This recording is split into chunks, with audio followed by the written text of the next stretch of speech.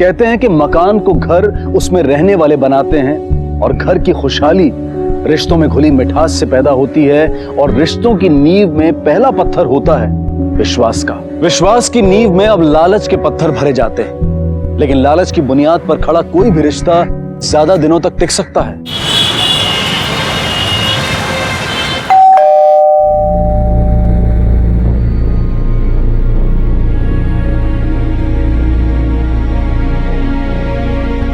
क्या हुआ तुम्हें? अरे सनी, तुम यहाँ पे टाइम पास कर रहे हो और हम वहाँ दुकान पे अकेले ही परेशान हो रहे थे। क्या हो गया? तुम दोनों का मुंह क्यों बना हुआ है? वो जिया जी, हम और दिव्या आज मिलने वाले थे। हम रेस्टोरेंट पे उसका इंतजार कर रहे थे पर वो आई नहीं। कई बार फोन भी ट्राई किया लेकिन फोन भी पिक नहीं कर रही। कॉलेज गया तो पता चला कि वो कॉलेज में भी नहीं है, और तो और उसका फोन भी नॉट रीचेबल आ रहा है। रुको, हम ट्राई करते हैं। The number you have called is currently not reachable. Phone तो नहीं लगा। रुको, हम देखते हैं।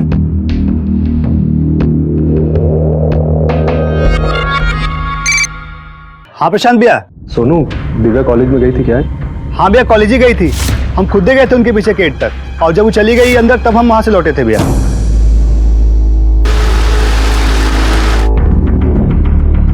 सर, दिव्या नाम है हमारी बहन, 22 साल की है, कॉलेज जाती है। आज सुबह वो कॉलेज गई थी लेकिन अभी तक घर नहीं लौटी है।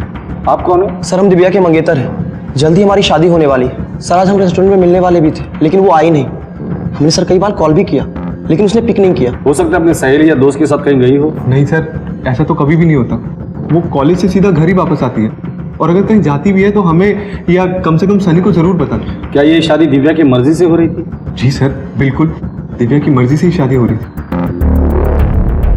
सिंह, इनसे दिव्या का नंबर ले लो और दिव्या की लास्ट लोकेशन क्या है फाइंड आउट करो। सर, नंबर बताइए।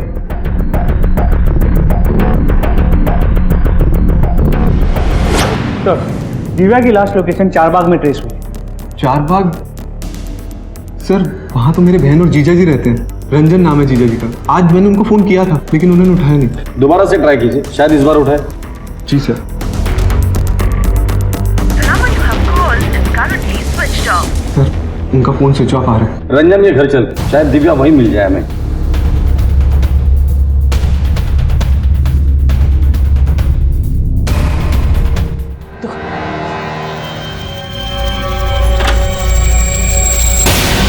दीदी, दिव्या आई थी क्या यहाँ पे? दीदी बोलो ना, दिव्या आई थी क्या?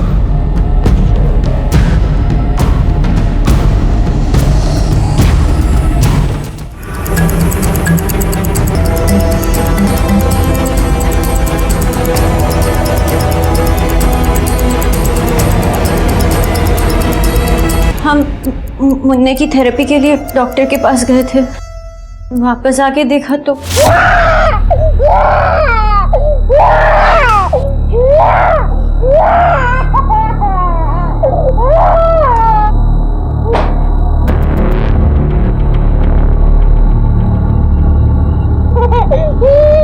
पानी लेकर आता हूं बेटा।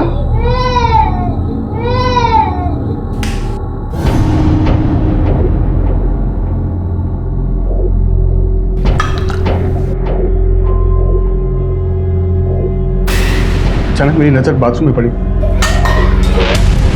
मैंने देखा कि दिव्या बहुत बुरी हालत में बाथरूम में पड़ी हुई थी। आपने हमें कॉल क्यों नहीं किया? सर, मैंने आपको कहा ना कि मैं बहुत डर गया था। एक जवान लड़की की लाश में ऐसे कैसे छोड़ सकता था। मैं आपको फोन करने वाला था सर। दिव्या यहाँ कैसे आई?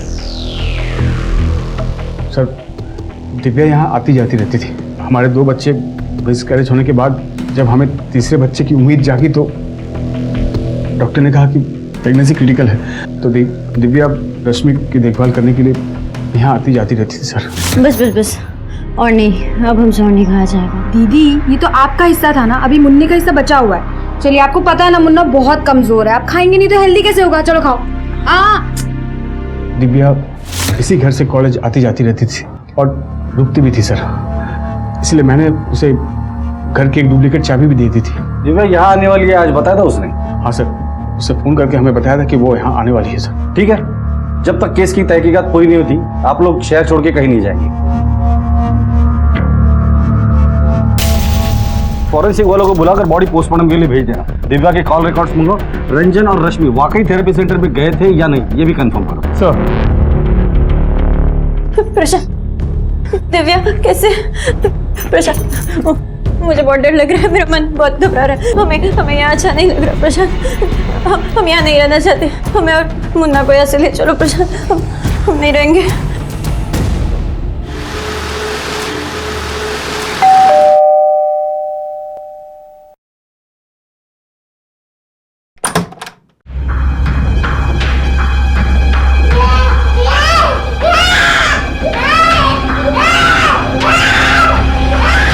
आपको हमारी रत्ती भर परवाह नहीं है तो ना सही, कम से कम अपने बच्चे के बारे में तो सोचा होता। वो तो अभी तक पैदा भी नहीं हुआ है और यहाँ इस हालत में हम अपनी तो जिम्मेदारी उठा नहीं पा रहे और आपने एक और जिम्मेदारी हमारे सर पे डाल दी। तुम कहना क्या चाहती हो? आपको पता है ना कि दीदी मुन्ना को लेकर कितना परेशान रहती है। इस वजह से दिन पर दिन उनका मानसिक संतुलन बिगड़ता जा रहा है। और माँ जी को तो ना परिवार की कोई चिंता है और ना ही दुनियादारी की। तो बचा कौन है इस घर में?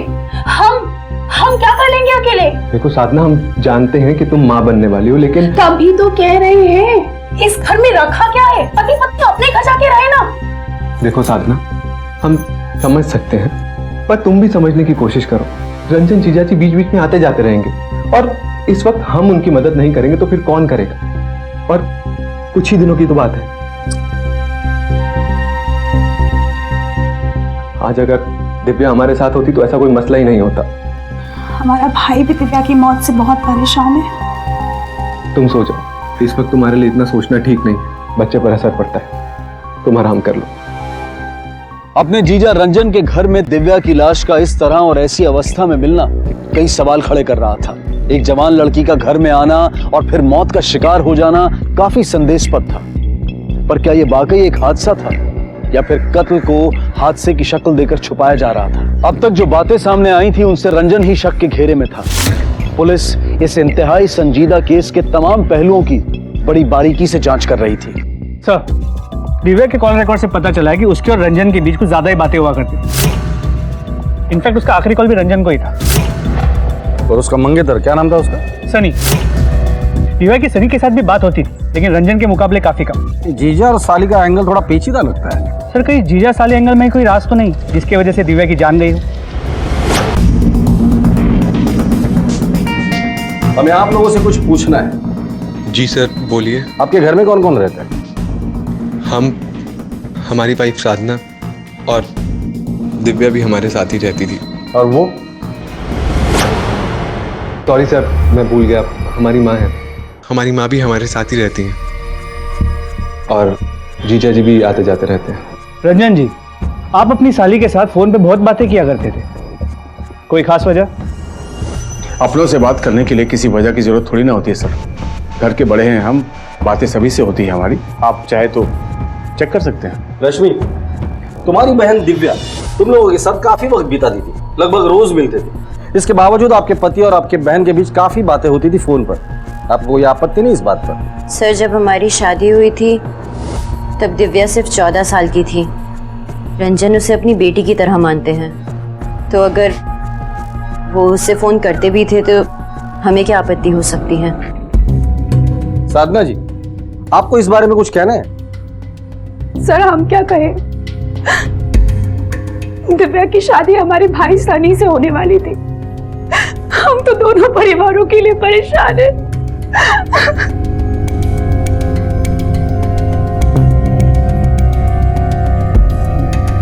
माँ जी, हमें दिव्या के बारे में आपसे कुछ पूछना है। माँ जी,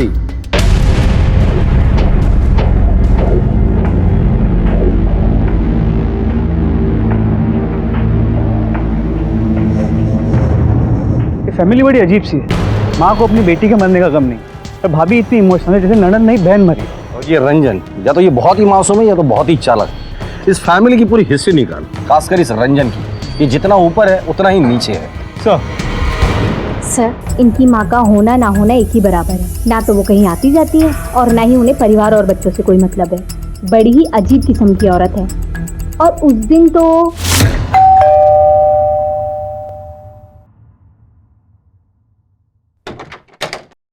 भाभी आप? हाँ दिव्या, प्रसाद लेके आए थे, पूजा थी ना घर में। ये लो। आप आइए, हम बर्तन लेकर आते हैं। हाँ। अब प्रणाम मौसी जी, अब माता रानी का प्रसाद लाए थे, लीजिए। मौसी जी, मम्मी वो प्रसाद। और उस दिन तो इतना कुछ हुआ भी नहीं था कि जमुना मौसी ने अपनी सगी बेटी को थप्पड़ खींच दिया। सगी बेटी मतलब कोई सौतेली बेटी भी? हाँ साहब, रश्मि और प्रशांत मौसी के सौतेली बच्चे हैं। उन तीनों को देखकर कभी लगता ही नहीं था कि रश्मि सौतेली बेटी है। सर कुछ दिन पहले दिव्या की सगाई हुई थी, सगाई भी बहुत जल्दबाजी में किए थे, और सर सगाई के बाद शादी भी बहुत जल्दी होने वाली थी।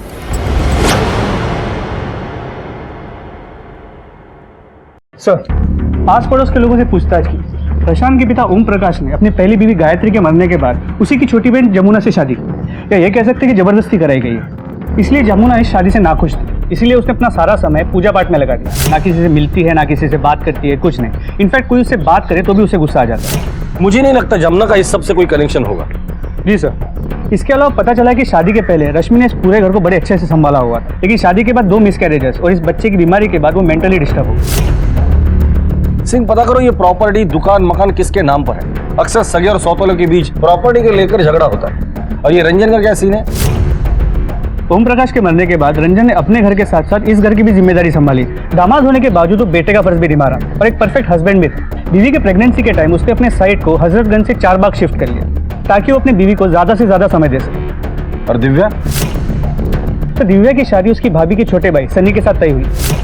एक चट मंगनी पट ब्याह वाला रिश्ता लगता है। सिंह, अक्सर चट मंगनी और पट ब्याह वाले मामले किसी चीज को छुपाने के लिए किए जाते हैं।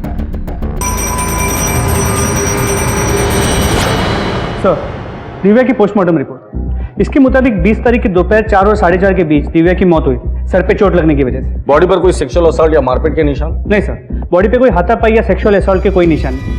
सर, क्या ये हो सकता है कि दिव्या का पाँव बाथरूम में फिसला हो और उसका सर किसी हार्ड ऑब्जेक्ट से टकरा, बेहोश हो गई और एक्सेसिव ब्लीडिंग की वजह से मर गई? सिंह, मौका वारदात पे जो हमें एविडेंसेस मिले थे उसके बुनियाद पर देखा जाए तो ये हो सकता है। सवाल ये है कि कोई 20-21 साल की लड़की नहाते वक्त दरवाजा खुला रखेगी, और अगर ऐसा नहीं हुआ है तो वो क्या वजह थी जिसके लिए दिव्या को नहाते वक्त दरवाजा खोलना पड़ा था? सर, कोई ऐसा तो नहीं कि किसी ने दिव्या को धक्का देके मारने की कोशिश की और इस मर्डर को एक्सीडेंट की शक्ल देके फरार हो गए। सर, जब हम वहां पहुंचे तो रंजन बॉडी को कवर कर रहा। हो सकता है। रश्मि ने हमें बताया कि जब ये हादसा हुआ था तब वो और रंजन बच्चे को लेकर डॉक्टर के पास गए थे। इस बात को वेरीफाई करो। जब ये हादसा हुआ था तब ये सारे लोग कहाँ थे और इनकी मोबाइल लोकेशन क्या थी वो भी पता करो। सर, अपना प्लान तो फेल हो गया, क्या होगा?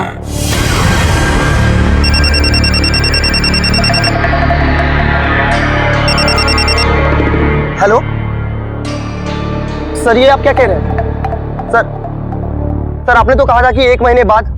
सर, इतना सारा पैसा मैं अचानक से कहां से कर पाऊंगा सर? थोड़ा वक्त तो दीजिए सर, मेरी परेशानियों को समझिए सर। हेलो सर, बात तो सुनिए सर। हेलो जी हाँ, रंजन जी और रश्मि जी आए थे अपने बच्चे को लेकर कल, और लगभग 3 घंटे तक वो यहीं थे। पूरे परिवार की हादसे के वक्त की मोबाइल लोकेशन चेक की, किसी की भी लोकेशन उस एरिया की नहीं। रश्मि और रंजन की मोबाइल लोकेशन उस एरिया की थी जहां वो बच्चे को थेरेपी के लिए ले गए। मैंने डॉक्टर से वेरीफाई किया। ये सनी और दिव्या की शादी जल्दबाजी में हो रही थी, दोनों के बीच कोई लव वाला एंगल था? तो इन्वेस्टिगेशन में ऐसी कोई बात सामने नहीं है। सबका कहना है कि ये चट मंगनी पट ब्याह वाला मामला है।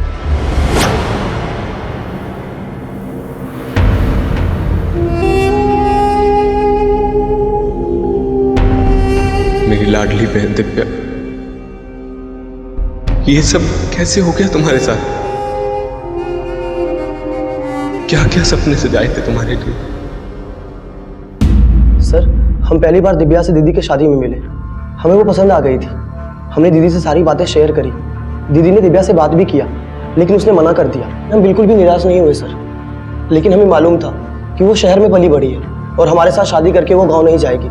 इसलिए हम प्रशांत जीजा जी के साथ दुकान पर काम करने लगे। लेकिन कुछ दिनों बाद हमने फिर से दीदी के जरिए अपनी शादी की बात छेड़ी और इस बार दिव्या मान गई और हमारी सगाई हो गई सर। सगाई के बाद दिव्या का बर्ताव कैसा था? मेरा मतलब है उसके बर्ताव में कुछ बदलाव आया था? नहीं सर, ऐसा कुछ नहीं था। हम बाहर मिलने लगे थे, लेकिन हमें धमकी भरे कॉल आने लगे थे सर। धमकी भरे कॉल? किससे? वो तो हमें पता नहीं, लेकिन हाँ, बार बार हमें फोन करके धमकाने लगा। बोलता था कि दिव्या से दूर रहे, शादी मत कर उससे, वो सिर्फ हमारी है। और तो और सर, एक बार हमारा एक्सीडेंट भी हुआ था बाइक से।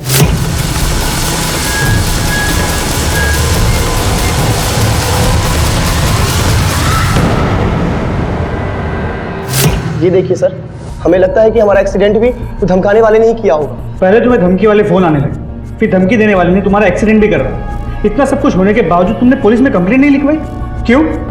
सर, हम इन पचड़ों में नहीं पड़ना चाहते थे। हमें तो पता है सर कि जो भी सुंदर दिखती है उन लड़कियों के 10 आशिक होते हैं, और हमें किस बात का डर था? हमारे घर वाले तो हम दोनों की शादी को लेकर राजी थे। जिन नंबर से तुम्हें कॉल आते थे वो नंबर है तुम्हारे पास? हाँ सर, हमारे पास सारे नंबर सेव्ड है। ये देखिए। सिंह, इन नंबर्स पे फोन करो और पता करो वो कौन शख्स था जिस पर मजनू का भूत सवार था। सर, कौन से नंबर्स पे बताओ। सर, सन्नी से मिले सभी नंबर्स की डिटेल्स निकाल लिए। ये सभी नंबर्स किसी ना किसी पीसीओ के, लेकिन एक ऐसा पीसीओ है जहां से ज्यादा कॉल्स किए गए। लोकेशन? साहब, नंबर यहाँ का आता है, कॉल भी यहीं का होगा। उस आदमी का चेहरा याद है? यहाँ बहुत सारे लोग आते हैं साहब, हर एक का चेहरा याद रखना बहुत मुश्किल है।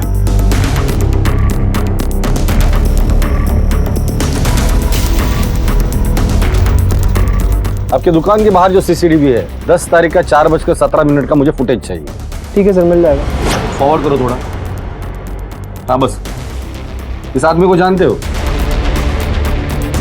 हाँ साहब, इसे पहचानता हूँ, ये अक्सर यहाँ आता रहता है। ये सब जनता कॉलेज में पढ़ता है। जनता कॉलेज? जी साहब। सर, इसी कॉलेज में तो दिव्या भी पढ़ती थी।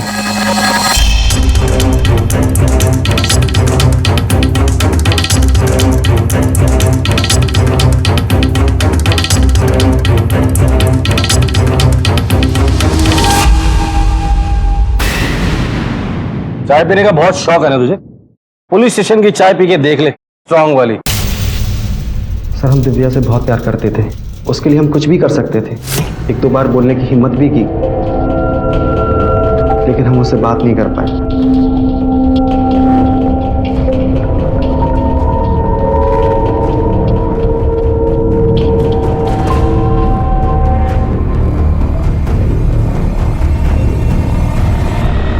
फिर तूने सनी को फोन करके दिव्या से शादी ना करने की धमकी दी। जब वो नहीं माना तो तूने उसका एक्सीडेंट करके उसे मारने की कोशिश की। क्या करता सर, बहुत समझाया उसे, उसने हमारी बात नहीं मानी। सर, हम दिव्या को किसी और के साथ नहीं देख सकते।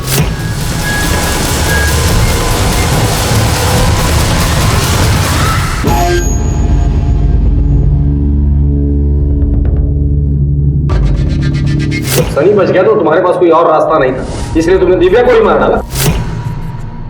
कैसी बात कर रहे हैं सर, उसकी मौत हमारे लिए किसी सदमे से कम नहीं है। हम उससे बहुत प्यार करते थे सर, हम खुद उसके कातिल को इधर उधर ढूंढ रहे हैं। दिव्या की मौत 20 तारीख को हुई थी। उस दिन तुम 4 से 5 के बीच कहाँ थे? सर, हम कॉलेज में ही थे। इसके कॉलेज में जाके पता करो ये सच बोल रहा है या झूठ। सर,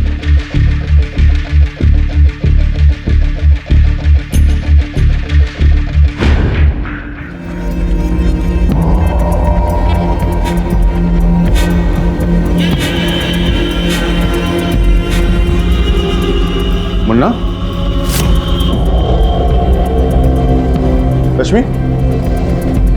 रश्मि, मुन्ना कहाँ है? रश्मि? रश्मि, मुन्ना कहाँ है? कौन? क्या? अरे मुन्ना कहाँ है? मुन्ना नहीं दिख रहा, कहाँ है मुन्ना? मुन्ना? मुन्ना? साधना? सर, मैंने अच्छे से क्रॉस चेक किया। दिव्या की मौत के वक्त आदित्य कॉलेज में ही था, लेकिन उसके दोस्तों से बात करके और उसके कॉल रिकॉर्ड से कंफर्म हुआ है वो पूरा दिन कैंटीन में था। सिंह, एक बात मुझे खटक रही है। इस आदित्य ने सनी को धमकी दी, उसका एक्सीडेंट भी करवाया, लेकिन इस सनी ने उफ तक नहीं किया। अब ये सनी इतना जिगर वाला भी नहीं और ना ही इतना सीधा कि इन सारी धमकियों को इग्नोर करके वो दिव्या के साथ शादी करने के बारे में सोचे। इस सनी की कुंडली निकालो। सर, साधना? साधना? अरे मुन्ना नहीं दिख रहा, कहाँ है मुन्ना? कहाँ चला गया? मुझे नहीं पता, मैं तो बाहर गई थी। अरे आप रुकिए, मैं माँ जी से पूछो, जल्दी जल्दी पूछो। माँ जी, माँ जी, माँ जी, आपने मुन्ने को देखा? माँ जी, मैं आपसे पूछ रही हूँ। हाँ, क्या, कहाँ है मुन्ना? पता नहीं कहाँ गया। क्या?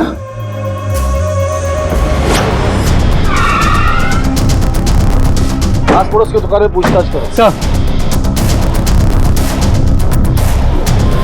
यहाँ कब से काम कर रहे हो तुम? बहुत साल हो गया सर, दुकान गोमती नगर में थी तब से हैं हम। और ये सनी भी यही काम करता है? जी सर, पहले वो गांव में रहते थे, लेकिन अब कुछ दिनों से यही काम करते हैं। ठीक है सर, इस सनी के बारे में आस पड़ोस के दुकान में पूछताछ तो कुछ नई और सरप्राइजिंग बातें सामने आई। जैसे? सर हम ये तो जानते हैं कि दिव्या सौतेली थी और इन भाई बहनों के बीच में प्यार बहुत, लेकिन हम ये नहीं जानते कि बाप की पूरी जायदाद दिव्या के नाम पे थी और इसीलिए साधना और सनी दिव्या को अपनी घर की बहू बनाना चाहते थे। इसका मतलब सनी दिव्या को मार ही नहीं सकता।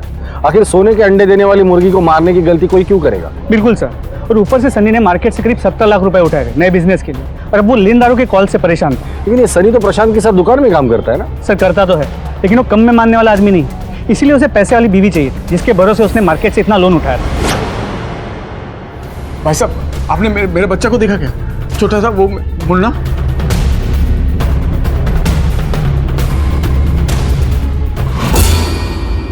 सर मेरा बच्चा नहीं मिल रहा सर। एक मिनट बैठो। सर मेरा बच्चा नहीं मिल रहा सर, मैंने उसको बहुत ढूंढा लेकिन कहीं नहीं मिला। देखिए मैं बहुत परेशान हूँ, देखिए इसका फोटो। बच्चे को आखिरी बार कब देखा था? सर आखिरी बार जब हम लोग जब थेरेपी करके प्रशांत के घर लौटे तो बच्चा घर पर ही था। फिर मुझे कुछ काम से कंस्ट्रक्शन साइट जाना पड़ा, फिर खाना खाने जब आए तो घर पर नहीं था सर। बच्चा जब गुम हुआ था तो घर पर और कौन कौन था? सर उस वक्त घर पर रश्मि और माजी थी और बाद में साधना बाहर से आई थी।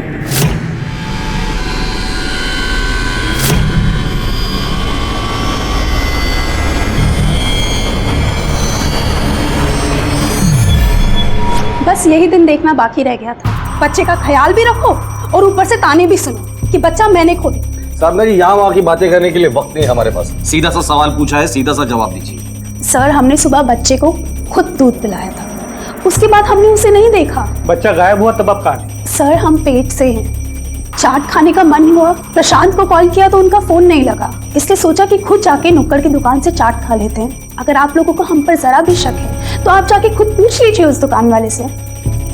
माँ जी जब बच्चा गायब हुआ था आप कहाँ थी?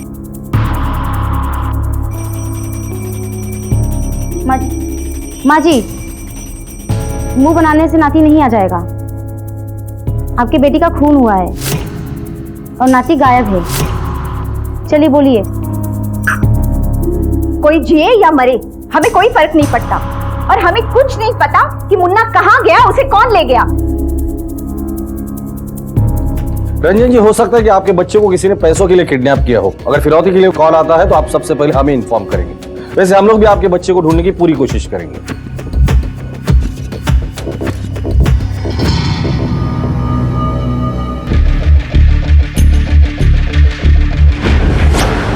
चाट वाले से कंफर्म किया, जब बच्चा गायब हुआ साधना उसी के दुकान पे थी।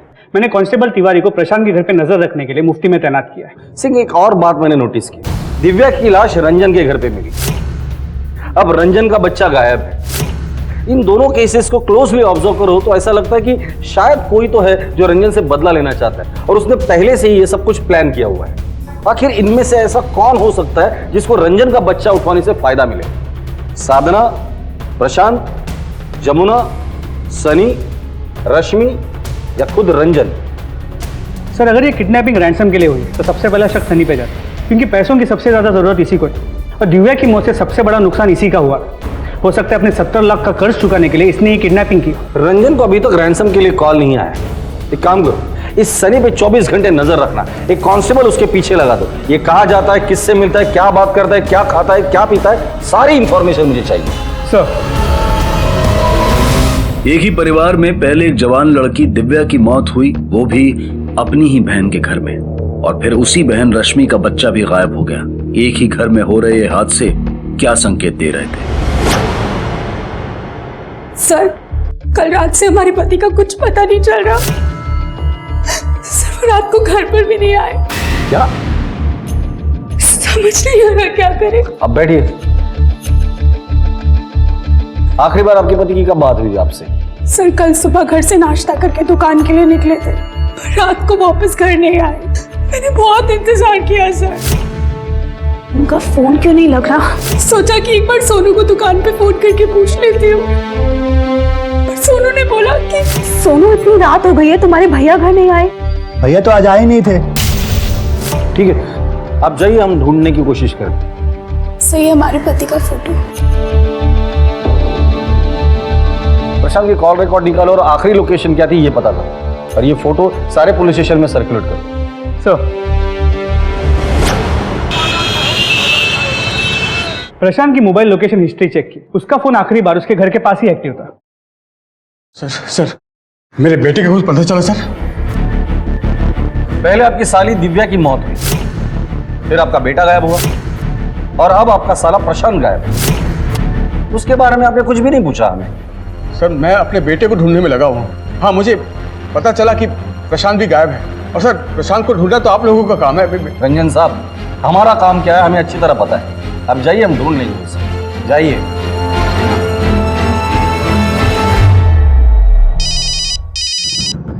हेलो, क्या ठीक है, हम आते हैं। सर मार्केट के पीछे वाले नाले के पास एक नवजात बच्चे की लाश मिली। सर पोस्टमार्टम रिपोर्ट से पता चला है कि बच्चे को गला दबा के मारा गया, और उसे उसी दिन मारा गया जिस दिन वो मिसिंग हुआ। जिस दिन बच्चा गायब हुआ उसके बाद से ही प्रशांत भी गायब है। ये ऐसा तो नहीं कि बच्चे को मारने के बाद ये छूमंतर हो गया। सर आप लोगों के जो मन में आता है आप लोग कह देते हैं। सर आपको तो पता है कि हमारे पति खुद दीदी और मुन्ना को हमारे घर लेकर आए थे, तो भला वो ऐसा कैसे कर सकते? एक बार तो हमें दीदी की बहुत चिंता होती है, वो कब तक ऐसे मुन्ने की वजह से अपनी जिंदगी खराब करती रहेंगी। और वैसे भी पता है, अगर किसी बच्चे को जन्म से पहले ही सांस लेने में प्रॉब्लम होना, वो कभी भी ठीक नहीं होती है।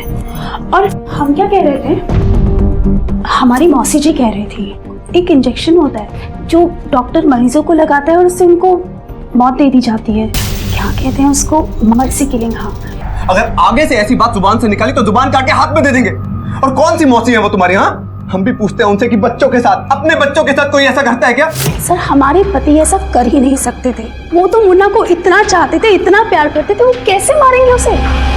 पुलिस के सामने अब दो नए केस थे, दिव्या की मौत और अब मुन्ना की मौत। कौन था इस सब के पीछे? कौन था जो किसी खास मकसद से इस घर को अपना निशाना बना रहा था? इतना तो साफ था कि एक ही घर में एक के बाद एक होते हादसे किसी बड़े तूफान का संकेत दे रहे थे।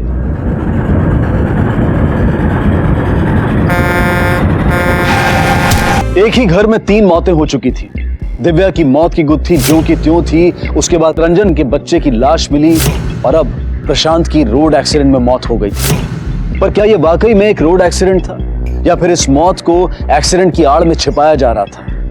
क्यों एक सिलसिला चल पड़ा था मौत का, तबाही का इस घर में? पोस्टमार्टम रिपोर्ट के हिसाब से प्रशांत की मौत एक्सीडेंट से तो हुई थी, लेकिन एक खास बात सामने आई। क्या? प्रशांत के सर पे कई घाव मिले, और एक घाव काफी ताजा है। लगता है कि उसके मरने से पहले उसके सर पे किसी ने वार किया था। भले प्रशांत की मौत एक्सीडेंटल डेथ है, लेकिन ये महज एक्सीडेंट का केस नहीं लगता। प्रशांत की मौत से सबसे ज्यादा फायदा सनी का होने वाला था। दुकान तो प्रशांत की थी, हो सकता है कि सनी ने प्रशांत को मारा हो ताकि बाद में वो दुकान अपनी बहन साधना से हथिया ले। पैसों की जरूरत उसी को है, जमी जमाई दुकान भी मिल जाती और सर से सारा कर्ज भी उतर जाता। उठाकर लेकर आओ इस सनी को, हमारे स्टाइल से पूछताछ करते हैं। सर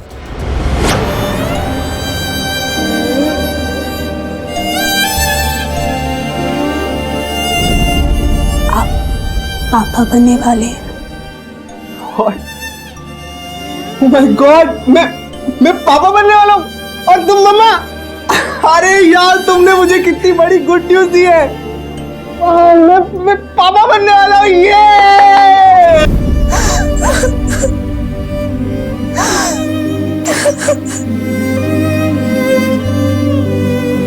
सर, हम क्यों मारेंगे अपने जीजा को?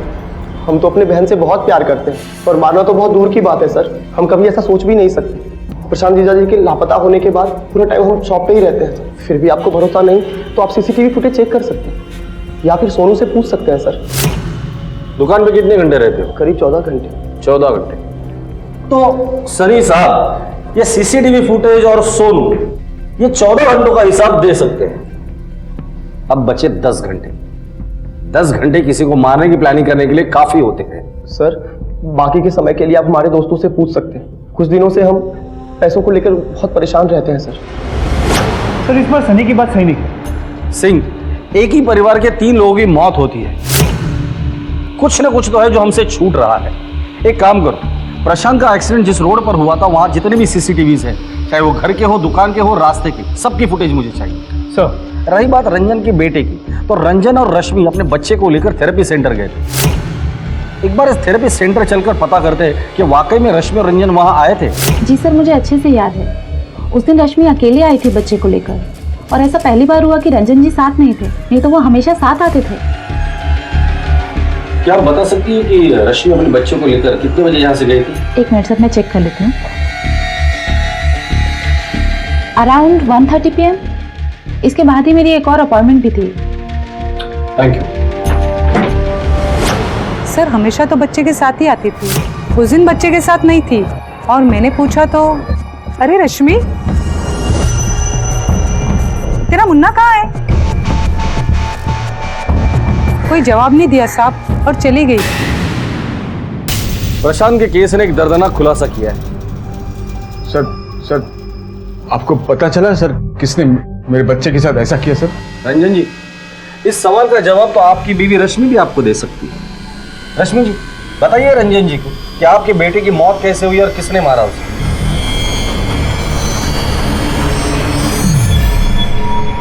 चलिए मैं आपकी मदद कर देता हूं।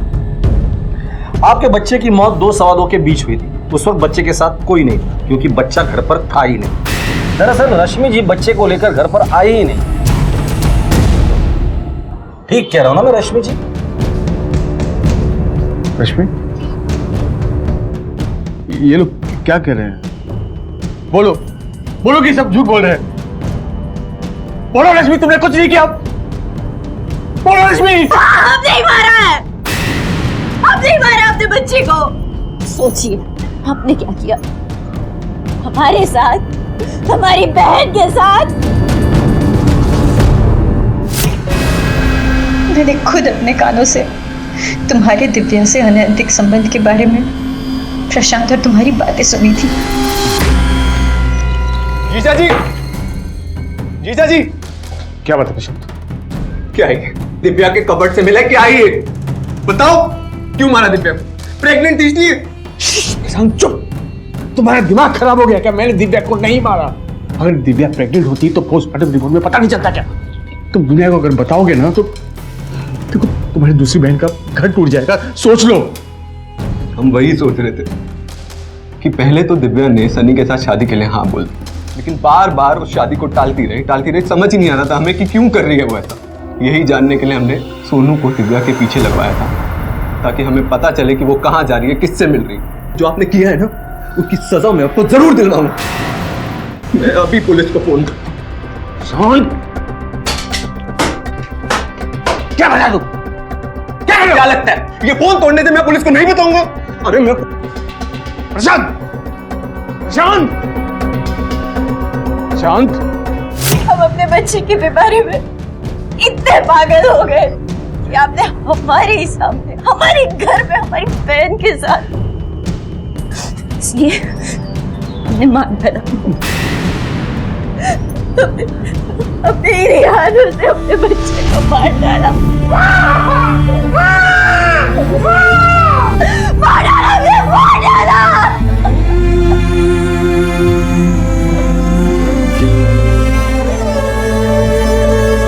ऊपर से साधारण से दिखने वाले इस परिवार के अंदर चल रही उथल पुथल अब खुलकर सामने आ गई थी। सगे और सौतेले रिश्ते बाहर आ चुके थे, लेकिन इतना सब कुछ होने के बावजूद इस घर की मुखिया जमुना पर इसका कोई असर नहीं पड़ा था।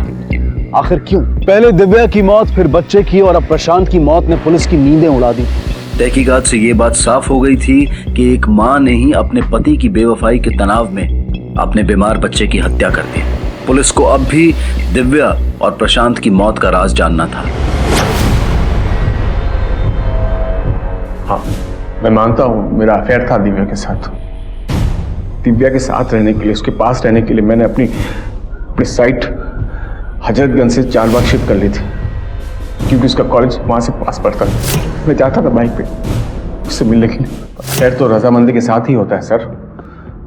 मैंने कोई जोर जबरदस्ती नहीं की दिव्या के साथ। और आप लोग बताइए कि कानून की कौन सी किताब पे लिखा है कि अफेयर करना गुनाह है? लिखा तो नहीं है, पर रंजन साहब, कोई भी गुनाह करने के पहले आप क्या कानून की किताब पढ़ते हो फिर गुनाह करते हो क्या? मैं बताता हूं आपको कि गुनाह क्या है। प्रशांत के साथ आपने जो किया ना वो गुनाह है। सर, प्रशांत की मौत एक एक्सीडेंटल मौत थी। सीसीटीवी फुटेज है हमारे पास। हाथ में डंडा लेकर उसके पीछे भाग रहे थे तुम।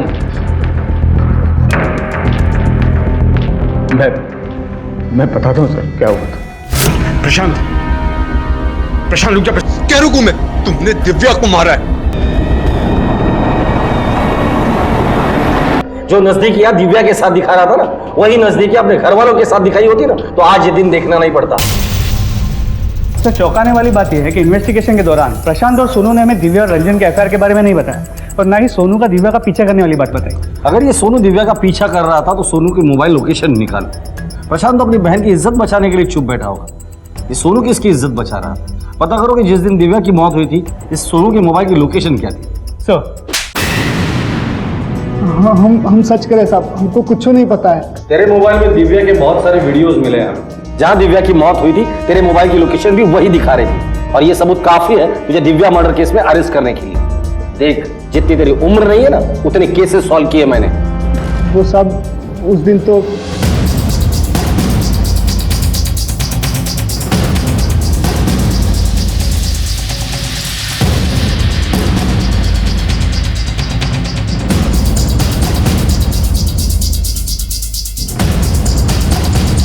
हमारा यकीन कीजिए सर, हम नहीं माने दिव्या को। तो ये बात तूने जब हम तहकीकात कर रहे थे तब क्यों नहीं बताई? अब क्या बताते सर कि हम उस दिन वहाँ क्या करने के लिए गए थे और अंदर बाथरूम में क्या देख रहे थे। हम फंसना नहीं चाहते थे साहब। दिव्या की अचानक हुई मौत ने कई ढके छिपे राज बाहर फेंक दिए। रंजन और दिव्या के रिश्तों में घुली नजदीकियां इस सारे फसाद की जड़ साबित हुई। रश्मि को एहसास हुआ कि बच्चे पर ज्यादा ध्यान देने से पति हाथ से निकल गया और उसने इसी तनाव में अपने ही बच्चे की जान ले ली ताकि पति का सुख पा सके। रंजन और प्रशांत के बीच भी यही तनाव उसकी मौत का कारण बना। रंजन और रश्मि को भी सजा हो गई, पर सबसे ज्यादा नुकसान में रही साधना। उसने अपना पति खोया और उसके बच्चे ने अपना पिता। जमुना ने अगर परिवार की बागडोर सही तरीके से संभाली होती तो आज ये परिवार इस अशांति का शिकार नहीं होता। हमने हमेशा कहा है कि जो है उसमें खुश रहें और जो पाना चाहते हैं उसके लिए कड़ी मेहनत करें। विलास, तुम जल्दी से बाबा को लेके आओ, तब तक मैं अंदर जाती हूँ। ठीक है।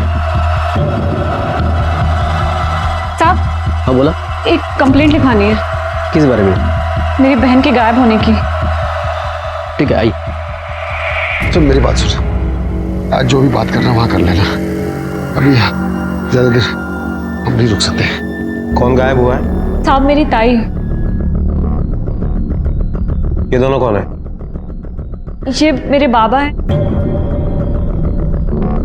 ये विलास है मेरा मंगेतर।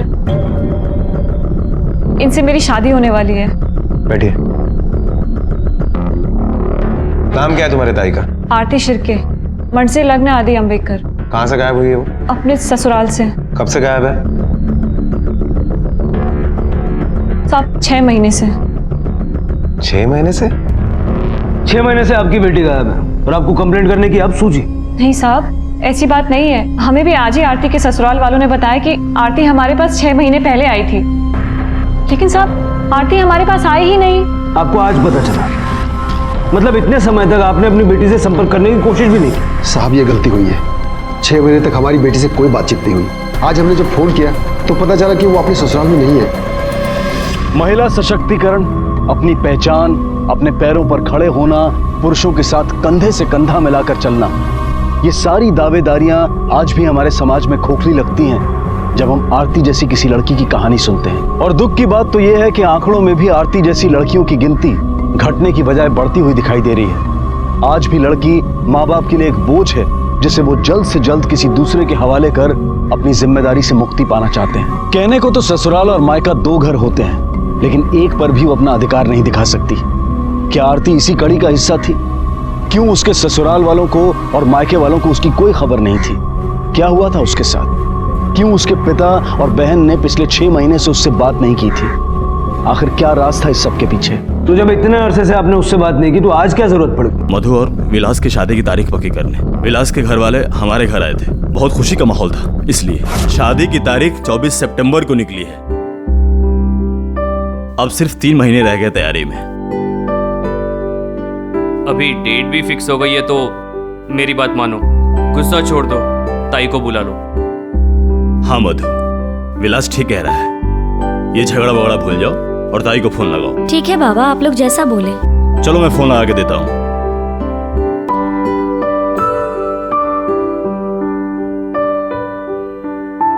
ये लो, लग गया।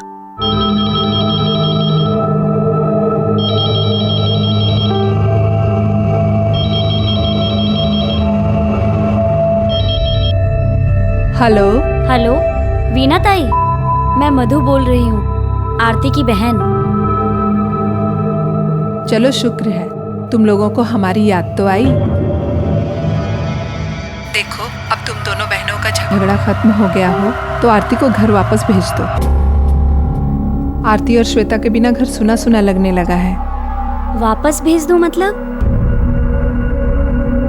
देखो मधु, बिगड़ने वाली कोई बात नहीं है, पर 6 महीने से श्वेता को लेकर आरती मायके गई हुई है। अब हमारे बारे में भी तो सोचो।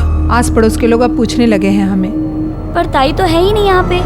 क्या क्या हुआ मधु, क्या बोल रहे हैं वो लोग?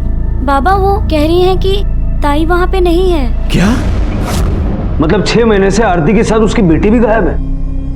हाँ साहब। ऐसा क्या झगड़ा था तुम्हारा आरती के साथ? साहब ऐसे कोई झगड़ा नहीं मतलब कोई झगड़ा नहीं था, वो तो आपसी मनमुटाव था थोड़ा। ऐसा क्या मनमुटाव था कि आपने अपनी बेटी से 6 महीने तक बात नहीं की? साहब मैंने कई बार अपनी बेटी को फोन लगाने की कोशिश की, लेकिन मुझे डर था कि कहीं वो नाराज ना हो, इसलिए मैंने फोन नहीं लगाया। ये गलती हुई साहब, इसकी सजा आप मुझे दे सकते हैं, लेकिन मेरी बेटी को ढूंढो साहब। मुझे डर है कहीं उन लोगों ने उसके साथ। किन लोगों? उसके ससुराल वालों ने? नहीं साहब, वो ससुराल कहाँ? बार्शी में साहब।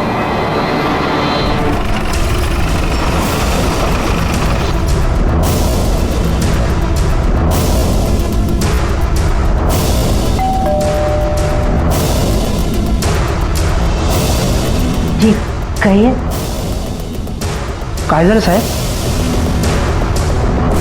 आपकी बहू आरती 6 महीने से लापता है। आप लोगों ने मिसिंग कंप्लेंट क्यों नहीं लिखवाई? साहब कंप्लेंट तब करते जब हमें पता होता। वो तो आज उसकी बहन मधु का फोन है तब पता चला कि आरती गायब हो गई है। क्या हुआ? ये कौन है? साहब हमाजा लहान भाऊ, आरती का हस्बैंड। आपने आरती के मोबाइल पे फोन करके पूछने की कोशिश नहीं की कि वो कहाँ है, कैसी है? नहीं साहब। क्यों? क्योंकि उसके पास मोबाइल है ही नहीं साहब। क्या आज के जमाने में भी आरती के पास मोबाइल नहीं था? साहब मैंने उसे लेटेस्ट मोबाइल दिया था पर वो यूज ही नहीं करती थी और बिल भी भरना पड़ता था ना साहब, इसलिए मैंने नंबर ही बंद करवा दिया। तो आप लोगों ने आरती के मायके में किसी के साथ भी फोन पर बात करने की कोशिश क्यों नहीं की? साहब हम ऐसे ससुराल वाले नहीं हैं कि बहू के जाते ही दूसरे दिन मायके में फोन करके पूछे कब आ रही है कब आ रही है, और वहां भी उसे जीने ना दे। अब फोन करते तो किसे करते साहब? उस मधु को। साहब मुझे तो लगता है इस मधु का ही हाथ है हमारी आरती को कुछ करने के पीछे। किसी ने क्या किया और क्या नहीं इसका पता तो हम करवा ही लेंगे। फिलहाल तो आप मुझे आरती का वो नंबर दे दीजिए जो वो यूज करती थी। साहब मेरे पास है, मैं देता हूँ। और हमें आरती और श्वेता के फोटोग्राफ भी चाहिए। लिखा मैं सर, ये आरती और श्वेता के फोटोग्राफ्स है। आरती अपने ससुराल से कब निकली, कुछ पता चला? आरती के ससुराल वालों का कहना है कि 8 जनवरी को ही आरती अपने मायके के लिए निकली थी। मोरे, ये दोनों फोटोग्राफ्स आसपास के सारे पुलिस स्टेशन में सर्कुलेट करवा दो, देखो क्या इन्फॉर्मेशन मिलती है।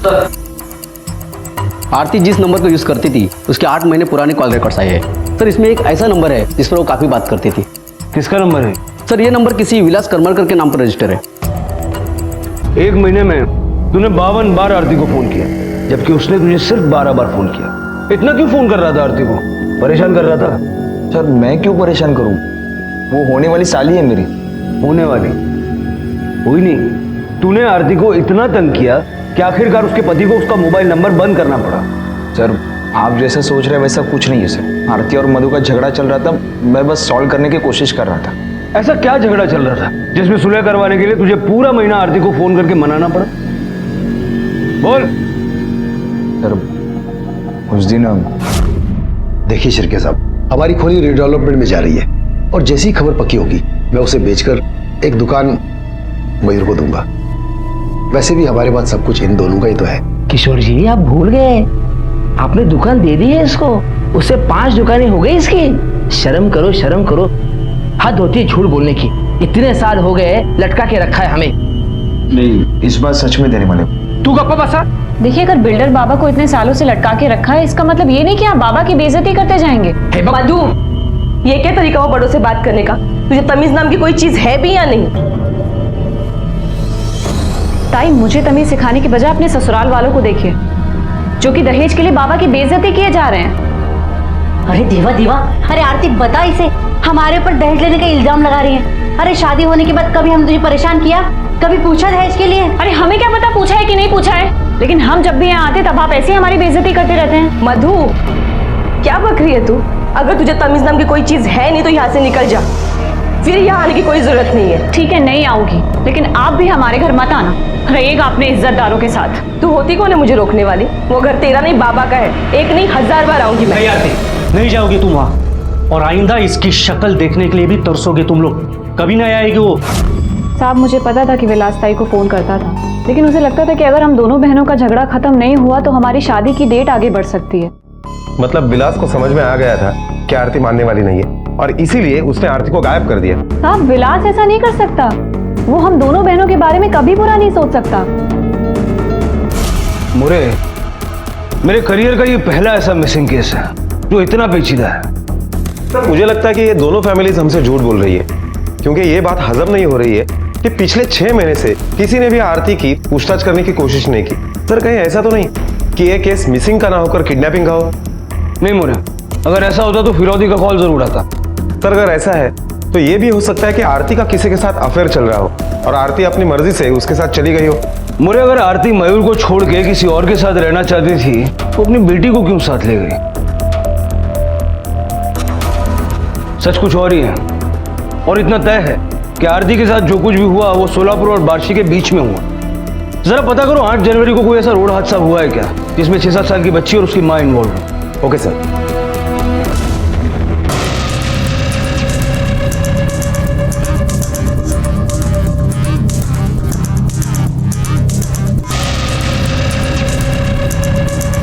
सर, 8 तारीख को ऐसा कोई भी हादसा या कोई भी केस नहीं मिली जिसमें किसी माँ और बच्चे का इन्वॉल्वमेंट हो। पड़ोसियों से बातचीत करके कुछ हाथ लगा? सर, ज्यादातर लोगों की आरती के बारे में राय अच्छी ही है, किसी के साथ कोई बदतमीजी नहीं करती थी, ससुराल में भी कोई प्रॉब्लम नहीं था। हाँ, 1-2 लोगों का कहना है कि बहुत एटीट्यूड में रहती थी, बहुत घमंड था उसे। मामा, तुम चाह दे, इसका मतलब है कि घूम फिर के हम फिर वहीं आ गए। सर, आरती के बारे में एक नई बात पता चली है कि वो शादी से पहले किसी डॉक्टर शाह के यहाँ पर काम करती थी, और इसी वजह से उसे मेडिकल का नॉलेज भी था। डॉक्टर शाह? आरती शिर्के, मतलब आरती अंबेकर, आपके क्लिनिक में काम करती थी? जी हाँ, आरती मेरे ही क्लिनिक में काम करती थी, और यहीं पर मयूर ने आरती को पसंद भी किया। इंस्पेक्टर, आरती बहुत अच्छी लड़की। क्या शादी की वजह से उसने काम छोड़ दिया? जी नहीं, ऐसी बात नहीं है। शादी के बाद भी उसने नौकरी कंटिन्यू की, लेकिन जब वो प्रेग्नेंट हो गई तो उसने काम छोड़ दिया। इनफैक्ट उसकी बेटी श्वेता मेरे ही क्लिनिक में पैदा हुई। उसके बाद वो वापस आई थी काम पर? जी नहीं, लेकिन हाँ, उसके कुछ महीनों बाद वो अपनी बहन मधु को यहाँ लेकर आई थी, और उस दिन यहाँ बहुत शोर शराबा भी किया। शर्म नहीं है तुम दोनों को ये सब करते हुए? ताई, हम आपकी मदद लेने आए हैं, गालियां सुनने नहीं। अगर आप हमारी मदद कर सके। मधु, अबॉर्शन का मतलब भी जानती हो तुम? और तुम्हारी हिम्मत भी किसी शादी से पहले ये सब करने की? मुझे पता है तुमने इसे भड़काया होगा। नहीं ताई, सोचा होगा कि जो कुछ भी होगा इसे झेलना होगा, तुम तो साफ बच जाओगे, है ना? ताई, ये क्या कह रहे हो आप? सोचा था आप बहनों में हालत समझोगी मेरी, लेकिन आप तो। चलो विलास, चलो यहाँ। हाँ, जाओ। आरती, तुम रो क्यों रही हो? और वैसे भी आजकल ये आम बात हो चुकी है, तुम्हें उसे डांटने के बजाय समझाना चाहिए। चलो बुलाओ उसे, और तब तक मैं नर्स को बोलकर अबॉर्शन की तैयारी करवाता हूँ। अबॉर्शन में कितनी तकलीफ होती है ये वो नहीं जानती, इसलिए इतने आराम से कह रही। जिस पे बीतती है उसको पूछो। तुम ये सब कैसे कह सकती हो? कहीं तुम्हारा अबॉर्शन? मुझे लेट हो रहा है, मैं चलती हूँ। सर, हमारी इंक्वायरी मधु और विलास के खिलाफ ही जा रही है। ये भी हो सकता है कि इन दोनों ने आरती और श्वेता के साथ कुछ किया हो और अब हमारे सामने कबूल करने से मना कर रहे हो। बिल्कुल हो सकता है, क्योंकि आरती को इन दोनों का रिश्ता पसंद नहीं था, दोनों के पास मकसद था। सर, एक बस कंडक्टर ने आरती का फोटो पहचाना है, त्याला मी घेऊन आलोय. घेऊन आतमध्ये आणा.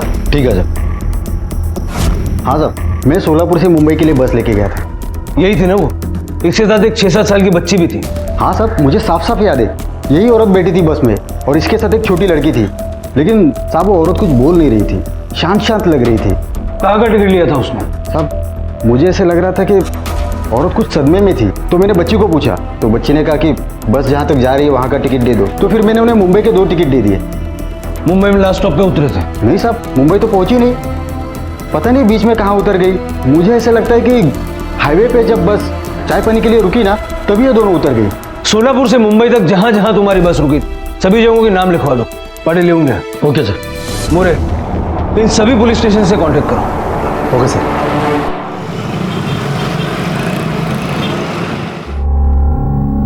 तुम लोग यहाँ क्यों बैठे हो? क्या पकड़ के रखा है? नहीं बाबा, पकड़ा नहीं है, वो बस बैठा के रखा है। क्यों? ये क्या मजाक बना के रखा है? आओ मेरे साथ। क्या हुआ, क्यों चिल्ला रहे हो? साहब, मुझे आपसे बात नहीं करनी, मुझे बड़े साहब से बात करना है। क्यों शोर मचा रहे हो? क्या हुआ? मुझे बड़े साहब से मिलना है। इन लोगों को क्यों बुला के रखते हैं आप? क्या जुर्म किया इन लोगों ने? देखिए, ये पुलिस स्टेशन है, आवाज कमी करा। साहब, ये गुंडागर्दी है, नाइंसाफी है। एक तो 6 महीने से मेरी बेटी गायब है और ऊपर से मेरी बेटी और दामाद को रोज पुलिस स्टेशन बुलाकर से बिठा के रखते हैं। देखिए साहब, अगर आप मुझे बड़े साहब से नहीं मिलाएंगे तो मैं अपनी जान दे दूंगा यहाँ। बाबा, आप शांत हो जाइए। बाबा, आप समझने की कोशिश कीजिए, पुलिस अपना काम कर रही है। अरे क्या काम करती है? हम गरीबों को और दबाती है, हमारा दुख दूर नहीं करती है। 3 दिन से मैं सोया नहीं हूँ, पता नहीं किस हाल में मेरी बेटी होगी, कहाँ होगी, कोई फिक्र नहीं कर रहा उसकी। आपको अपनी बेटी की बहुत फिक्र है ना? 3 दिन से आप सोए नहीं हैं, शायद खाना भी नहीं खाया होगा। लेकिन इन 3 दिनों में अपनी नातिन के बारे में न तो आपने पूछा न बताया। ऐसा क्यों? जवाब नहीं है। आपकी बेटी को तो हम ढूंढ निकालेंगे, लेकिन उसके लिए आपको और इनको जब भी जरूरत पड़ेगी यहाँ बुलाएंगे। और जब तक हम ना कहें आप लोग शहर से बाहर नहीं जाएंगे। अभी जाइए। चलो। मोरे, ताज्जुब की बात, 6 महीने से आरती अपने ससुराल से गायब है। उसके ससुराल वाले और मायके वाले आरती को ढूंढने की बात तो कर रहे हैं, लेकिन किसी को श्वेता की नहीं पड़ी। उनके परिवार का इकलौता बच्चा गायब है और कोई उसका जिक्र तक नहीं कर रहा। Thank you sir. Hello sir, देखा आपने, आजकल गरीब से गरीब आदमी को भी मोबाइल की जरूरत और आदत है। जबकि आरती के हस्बैंड का कहना है कि आरती के पास इसलिए मोबाइल नहीं था क्योंकि वो उसे यूज ही नहीं करती थी और बेकार में बिल भरना पड़ता था, जबकि मयूर की खुद की मोबाइल की दुकान है। सर, मुझे लगता है कि आरती के गायब होने के पीछे जरूर कोई साजिश है। हो सकता है कि जानबूझ के उसने आरती का फोन बंद करके रखा हो, वरना मयूर की दुकान में तो इतने सारे मोबाइल पड़े होंगे, कोई भी उठा के दे सकता है। मोरे, इस मयूर की दुकान है कहाँ? ये लीजिए ना, फिर ये भी आपके बजट में बैठ रहा है। एक काम करो ना, कदा दूसरा दाखवा ना।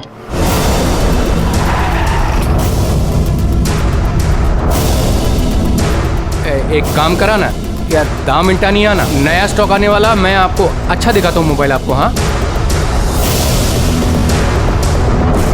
साहब, आरती का कुछ पता चला? नहीं, अब तक तो कुछ नहीं पता चला, लेकिन जल्दी पता चल जाएगा। वैसे मैं एक पर्सनल काम के लिए तुम्हारे पास आया हूँ। मैं अपने बीवी को मोबाइल गिफ्ट देना चाहता हूँ, और तुम तो मोबाइल के बारे में बहुत कुछ जानते हो।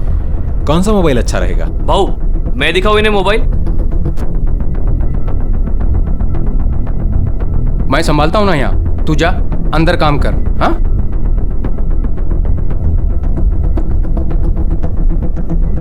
साहब, अब बीवी को मोबाइल देना है तो बेस्ट क्वालिटी का ही देना चाहिए ना साहब। और वैसे भी आजकल मोबाइल का ही तो पैसा लगता है। आजकल सिम कार्ड तो फ्री आता है, आप प्रीपेड लीजिए ना, इनकमिंग तो फ्री है ही। इतना कुछ मोबाइल के बारे में जानते हो, सिम भी फ्री आता है, इनकमिंग भी फ्री है, तो अपने बीवी को फोन क्यों नहीं दिया? और जब उसका फोन था वो बंद कर दिया उसके गायब होने के 1 महीने पहले, क्यों? देखिए साहब, आप क्या हुआ, अंदर जाकर काम कर। देखिए साहब, आप झूठ मूठ फंसा रहे हैं मुझे। मैंने आरती को लेटेस्ट मोबाइल ही दिया था, लेकिन उसने। ठीक है, पानी तेरे लिए लेटेस्ट मोबाइल लाया हो, एकदम लेटेस्ट। अरे वाह, हमें तो कभी फोन नहीं लाया, और अपनी बीबी के लिए इतना महंगा फोन। मयूर, लग्नानंतर बदलला आहेस ना तू? वहिनी, तुम्हीच ठेवा मोबाईल। वैसे भी मुझे कोई जरूरत नहीं है। मैं तो बोल रही हूँ कि मेरा नंबर बंद करवा दो, कशाला उगाचच खर्च। बाबा, बाबा आरती बोलते हैं, कैसे हो आप? मधु कैसी है?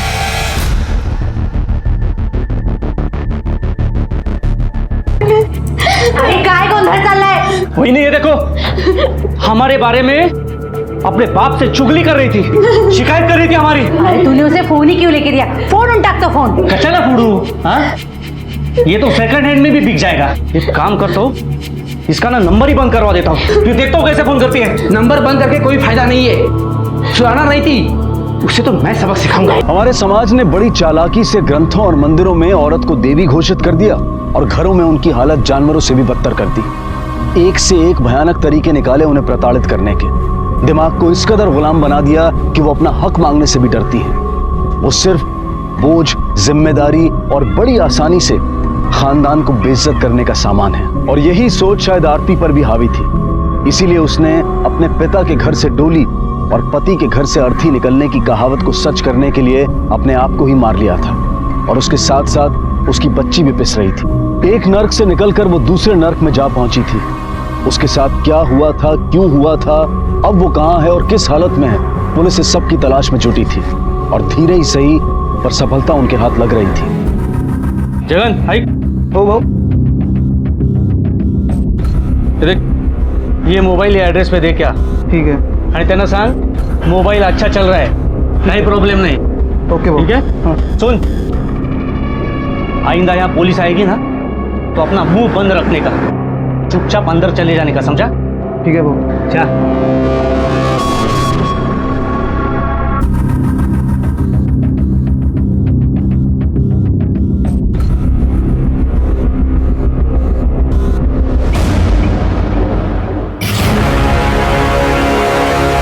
सगळं काही खरं सांगायचं, वरना यहाँ से साबुत नहीं जाएगा तू। साहब क्या बताओ साहब, मुझे तो मालूम भी नहीं आप क्या पूछ रहे हो साहब। मैं समझाता हूँ क्या बोलना है। मयूर की दुकान पे काम करता था ना तू, उसके घर भी आता जाता होगा, बहुत कुछ देखा सुना होगा। जो कुछ भी जानता है ना वो सच सच बता, वरना श्वेता और आरती को गायब करने के जुर्म में अंदर कर दूंगा। साहब मैं क्यों आरती वहीनी को गायब करूंगा साहब, वो तो कितनी अच्छी थी साहब। जब भी भाव के लिए डब्बा लेके आती थी तो मेरे लिए भी डब्बा लाती थी साहब। पर पिछले 2 साल से उन्होंने दुकान में आना बंद कर दिया साहब। तो भाव का डब्बा लेने मैं ही घर पे जाता था। एक दिन जब घर पे डब्बा लेने गया तो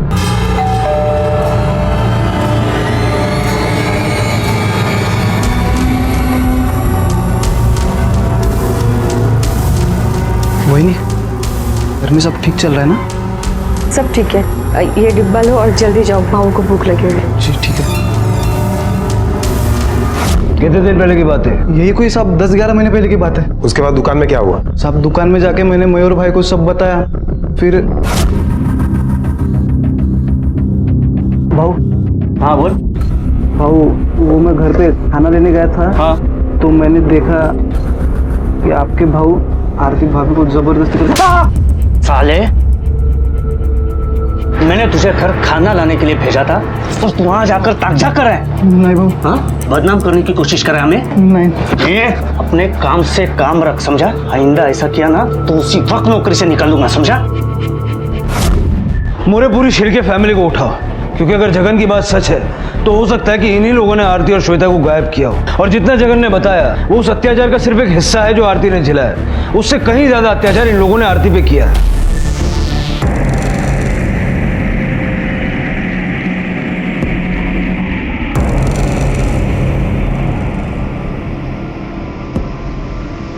क्या हुआ?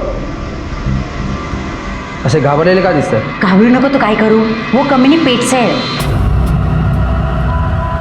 क्या क्या क्या? मुझे क्या पता किसका बच्चा है वो? आपका भी हो सकता है। देख, बच्चा किसी का भी हो, वो बच्चा नहीं चाहिए। जगन ने हमें सब कुछ बता दिया है। अब तुम लोग शुरू से बताओ, क्या किया तुमने आरती के साथ? मोरे ये लोग ऐसे नहीं मानेंगे, इनसे अपने तरीके से बोलो। हमने कुछ नहीं किया। मारो। सब मत मारे साहब, मैं बताती हूँ। सब हमने कुछ नहीं किया। वो पागल हो गई थी और पागलपन के दौरे में अपनी बेटी के साथ घर छोड़ के चली गई। पागल हो गई थी या तुमने पागल कर दिया? वो पागल क्यों हुई थी इसका पता भी हम लगा लेंगे। तू ये बता, तेरी बेटी भी लापता हुई है लेकिन तुझे उसकी फिक्र नहीं होती, क्यों?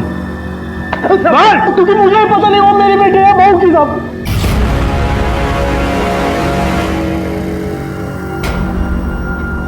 चल अब इतना बता दिया तो बाकी भी बता दे, छुपाने के लिए कुछ रहा नहीं अब। अरे मयूर, क्या झूठ बोल रहा है तू? बोल, तेरा भाव आरती के साथ जबरदस्ती करता था ना? हाँ, वो आरती का रेप करता था, लेकिन तू चुप रहा क्यों?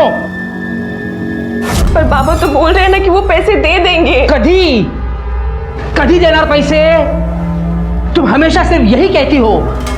जिसने आज तक पैसे नहीं दिए वो क्या अब पैसे देगा? मयूर कुछ तो बोलो ना, तुम चुपचाप क्यों बैठे हो? मैं क्या बोलूं? सही में बोल रहे हैं ये दोनों।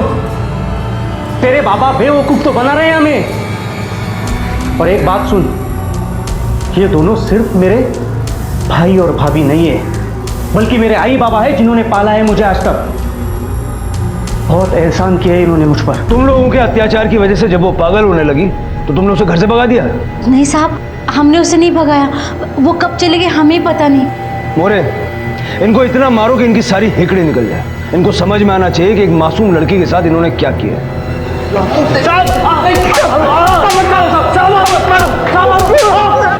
सर, आपके लिए फोन है। पीआई प्रदीप पवार बोलते हैं। वज्रेश्वरी पुलिस स्टेशन से सब इंस्पेक्टर संदीप चौधरी बोल रहा हूँ। सर, हमें यहाँ पे चोरी के इल्जाम में एक छोटी बच्ची मिली है। होली से तो ये लड़की भिखारी लगती है, लेकिन इस लड़की की शक्ल उस लड़की से काफी मिलती जुलती है जिसकी आपने फोटोग्राफ मिसिंग कंप्लेंट के लिए हमारे पास भेजी थी। उस बच्ची के साथ एक औरत भी होगी? नहीं सर, उसके साथ कोई औरत नहीं थी। ठीक है, हम जल्द से जल्द वहां पहुंचते हैं। Thank you.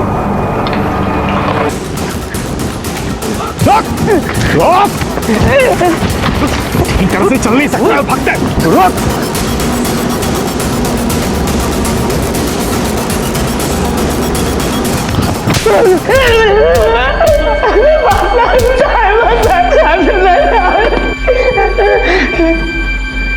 बोल, वो औरत तुझे कहाँ मिली? शुरू से लेकर के अब तक की पूरी कहानी बता, वरना तेरी एक टांग टूटी है, दूसरी हम तोड़ देंगे। बता दो सब, बता दो। वो आरती सब पहले से ही पागल थी। तेरे जैसे घटिया लोगों की वजह से डिपार्टमेंट का नाम खराब होता है। हेलो, क्या सर, आरती हॉस्पिटल से भाग गई। क्या? जो औरत अपने पैर पे खड़ी नहीं हो सकती वो भाग कैसे गई? सर, शिर्के फैमिली तो लॉकअप में बंद है और राजू और शांताराम भाई हमारे पास ही है, तो ये काम किसका हो सकता है? मधु और विलास हॉस्पिटल ले जाओ। साहब, लेके जाओ इसको।